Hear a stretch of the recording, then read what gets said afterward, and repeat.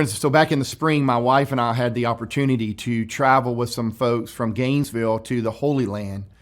And for one of our stops, the guide took us out to the desert to show us what David meant when he wrote in Psalm 23, "Even though I walk through the darkest valley, I fear no evil." You know, the good old King James Version says, "the valley of the shadow of death." And standing on the top of this ridge, we could see the valley of the shadow of death below us.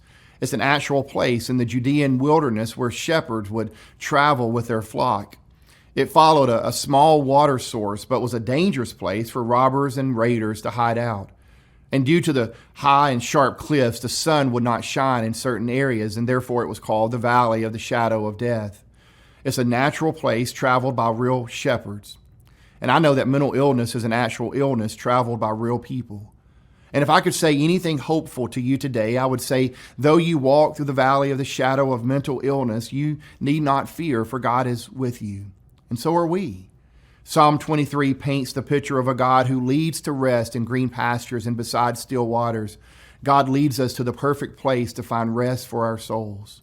But when the sky turns dark and the clouds gather, we find ourselves in the valley where death casts a shadow. We don't have to fear evil, for the strong arm of the shepherd is there to comfort us.